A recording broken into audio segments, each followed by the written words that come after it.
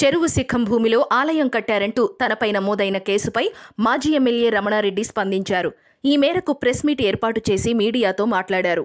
ఒక rowdy sheeter స్థానిక కోర్టులో ప్రైవేట్ కంప్లైంట్ ఇవ్వడంతో తమపై కేసు నమోదు చేశారని, లోక కళ్యాణం కోసం వెంకటేశ్వర స్వామివారి ఆలయాన్ని కట్టడమే తాము చేసిన తప్ప అని ప్రశ్నించారు. ఆలయం చెరువు శిఖం భూమిలో ఉందని చెప్తున్నారని, అయితే ఎమ్మెల్యే క్యాంపు కార్యాలయం, చెరువు శిఖం భూమి కూడా అదే సర్వే నంబర్లో ఉన్నాయన్నారు. వాటికి లేని అభ్యంతరం ఆలయానికి ఎందుకు వచ్చిందో చెప్పాలన్నారు. అన్ని చోట్ల కాంగ్రెస్ నాయకుల వేధింపులు ఎక్కువయ్యాయని, అధికారం శాశ్వతం కాదని, ప్రజలు సుపరిపాలన చెయ్యమని అవకాశం ఇస్తే ఈ విధంగా వేధింపులకు పాల్పడి రాజకీయంగా ఎదుగుతామనుకుంటే అది వారి అవివేకమే అన్నారు. భూపాలపల్లి యొక్క ప్రజలకు ఒక దైవభక్తి కొరకు ఒక ఆలయాన్ని, వెంకటేశ్వర స్వామి ఆలయాన్ని నిర్మించడం జరిగింది. ఆలయ యొక్క ప్రతిష్టా కార్యక్రమం అయిపోయింది. ఆలయాన్ని పక్కనే అక్కడ పనిచేసేటువంటి, ఆలయంలో పనిచేసేటువంటి సిబ్బంది కానీ, అక్కడ పనిచేసేటువంటి అర్చక స్వాములు ఉండడానికి వసతిని, అదేవిధంగా ఆలయానికి కొంత ఆదాయం కూడా వస్తే, ఏంటంటే అది వైష్ణవాలయం, దానికి రోజు కూడా నిత్యం కైంకర్యాలు జరగాలనే ఉద్దేశంతో ఒక భవనాన్ని కడితే, మొన్న మధ్యకాలంలో దాని మీద కూడా అక్కడ స్థానిక శాసనసభ యొక్క ప్రోద్బలంతో ఒక నోటీస్ కూడా ఇప్పడం జరిగింది. ఇది నిబంధనలకు అతిక్రమించి కట్టిండ్లు, దీన్ని ఎందుకు మనం డిస్మెంటల్ చేయకూడదు దీని మీద, ఎందుకంటే హైకోర్టులో కోర్టును కూడా ఆశ్రయించడం జరిగింది. కోర్టు విచారణలో ఉన్నది. అయితే నిన్న ఒక రౌడీ షీటరు మరి అక్కడ స్థానిక కోర్టులో ఒక ప్రైవేట్ కంప్లైంట్ను ఇవ్వడం, దాంట్లో మా అందరి మీద కూడా కేసులు బుక్ చేయడం. అంటే ఒక ఆలయం కట్టడం తప్ప, ఒక ఆలయాన్ని లోక కళ్యాణం కొరకు వెంకటేశ్వర స్వామి ఆలయాన్ని నిర్మించడం, అక్కడ పనులు కూడా ఇంకా ఆలయానికి సంబంధించినటువంటి పనులన్నీ కూడా పూర్తయినాయి. రోజు నిత్యం భక్తులతో రద్దీగా ఉండేటువంటి ఆ దేవాలయం మీద కూడా ఇది చెరువు శిఖంలో ఉందని చెప్పి కంప్లైంట్ ఇచ్చారు. ఈరోజు ఎమ్మెల్యే క్యాంప్ కార్యాలయం, R&B గెస్ట్ హౌస్, ఇవి రెండు కూడా సేమ్ సర్వే నెంబర్ అందులోనే ఉన్నాయి. అదే దాని పక్కన ఉండేటువంటి స్థలం, మెయిన్ రోడ్డుకు ఆనుకొని ఉండే స్థలంలో ఆలయాన్ని నిర్మించడం. ఆ రెండు లేనటువంటి అభ్యంతరాలు ఒక ఆలయానికి ఎందుకు వచ్చిందో నేను సూటిగా ప్రశ్నిస్తూ ఉన్నా. అంటే ఎవరిని ఎక్కడ దొరికితే అక్కడ వేధింపులకు గురి చేయాలి. అది ఆలయం కట్టినా అది ఒక కలరిస్తూ ఉన్నారు. అక్రమ కట్టడాలు ఎవరి?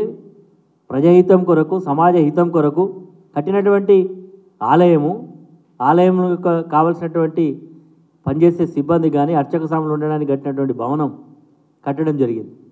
కాబట్టి ఇది ఏ స్థాయిలో ఉండేటువంటి నాయకులు, ఎమ్మెల్యే స్థాయి నుంచి, మంత్రుల స్థాయి నుంచి మొదలుపెట్టే ఎవరిని కూడా వదిలిపెట్టకుండా గ్రామ స్థాయి వరకు కూడా ఇలాంటి వేధింపులు జరుగుతూ ఉన్నాయి.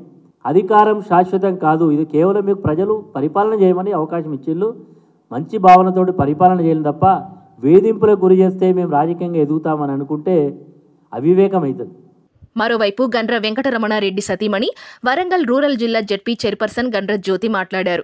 ఈ ఆలయ నిర్మాణం ఒక్కరి వల్ల మాత్రమే కాలేదని, అందరి సహకారంతోనే ఆలయాన్ని నిర్మించినట్లు తెలిపారు. కొడవటంచ, యాదాద్రి లాంటి ఆలయాలు కట్టినప్పుడు అర్చక స్వాములు ఆలయానికి పక్కనే ఉండే విధంగా నిర్మాణాలు చేస్తారని, చెరువు శిఖం భూమిని దుర్వినియోగం చేస్తే ఆ విధంగా మాట్లాడినా ఒక అర్థం ఉంటుంది, కానీ లోక కళ్యాణం కోసం కట్టిన ఆలయానికి సంబంధించి ఈ విధంగా మాట్లాడటం సరైంది కాదన్నారు గండ్ర జ్యోతి.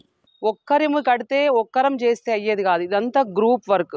ఇవాళ అందరూ కూడా మరి అప్పుడున్నటువంటి శాసనసభ్యులు రమణారెడ్డి గారు అందరినీ పిలిచి కూడా ఇక్కడ ఉన్నటువంటి వ్యాపారవేత్తల్ని, ఇక్కడ ఉన్నటువంటి డాక్టర్స్, ఇక్కడ ఉన్నటువంటి మరి కొంతమంది ముఖ్యులు, ఉద్యోగస్తులు, మరి కుటుంబ సభ్యులం అందరం కలిసి కూడా ఆలయం నిర్మాణం చేయాలి అని అనుకున్నప్పుడు ఎంత ఉన్నా కూడా ఒకరే ఆలయం నిర్మాణం అనేది చేయకూడదు. ఇక్కడ ఉన్న వాళ్ళందరినీ కూడా ఇన్వాల్వ్ చేసినాం ఇందులో.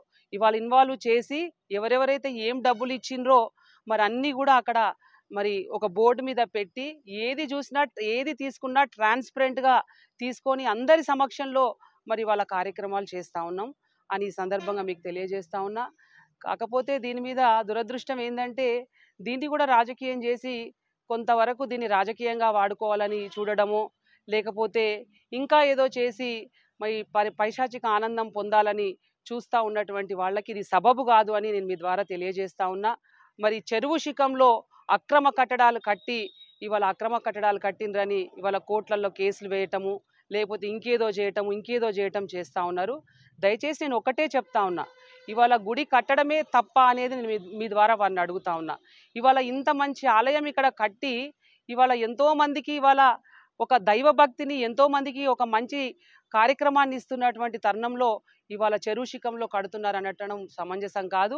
ఇవాళ మరి కోటంచ తీసుకున్నా, ఇవాళ యాదగిరిగుట్ట తీసుకున్నా, ఎక్కడ తీసుకున్నా కూడా ఆలయం కట్టినప్పుడు మరి ఆలయం పక్కనే అర్చక స్వాములు ఉండాలి. ఆలయం కట్టడం ఒకటే ముఖ్యం కాదు, అర్చకులు ఉంటేనే ఆలయం నడుస్తుంది. అర్చకులు లేకపోతే ఆలయం అనేది నడవదు. డాక్టర్కి కాంపౌండర్ ఎంత ముఖ్యమో గుడికి కూడా అర్చకులు అంత అవసరం. కాబట్టి ఇవాళ పక్కనున్నటువంటి మరి ఈ స్థలంలో ఇవాళ అర్చకులకు ఉండడానికి అర్చకుడికి, మరి అదేవిధంగా వాచ్మెన్కి, మరి అదేవిధంగా ఒక స్టోర్ రూము, అదేవిధంగా ఇక్కడ కట్టినవి కనిపిస్తూ ఉన్నాయి. మరి వాళ్ళు వచ్చి ఎవరైతే మాట్లాడుతూ ఉన్నారో ఏం కట్టినామో ఒకసారి చూసిన తర్వాతే మాట్లాడితే బాగుంటుంది. కాబట్టి ఇవాళ చెరువు శిఖం అంటా ఉన్నారు. ఇవాళ క్యాంప్ ఆఫీస్ ఇదే సర్వే నంబర్లో ఉంది. ఇవాళ ఆర్ఎన్బి గెస్ట్ హౌస్ ఇదే సర్వే నంబర్లో ఉంది. ఇవాళ ఇక్కడ చెరువు ఎక్కడ ఉంది, ఇది శిఖం ఎక్కడ ఉంది?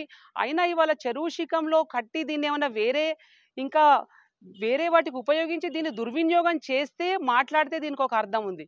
కానీ ఇవాళ ఏమీ లేకుండా ఇట్లా మాట్లాడి దీన్ని ఏదో మేము గొప్పవాళ్ళం అనుకుంటాము, మేము అధికారంలో ఉన్నాం కదా, మేము ఏదైనా మాట్లాడితే చెల్లుబాటు అవుతుందంటే ఇది సమంజసంగా. ఇది ఎందుకంటే ఇది భావి తరాలకి ఉపయోగపడేది, ఇది రేపు అందరికీ ఉపయోగపడేది. ఇది ఒక్క రమణారెడ్డి గారికో, ఒక్క గండ్రా జ్యోతికో, ఎవరికో ఇక్కడ ఉన్న వాళ్ళకి కాదు. ఇది ఎవరికి ఇది అందరి గుడి ఇది.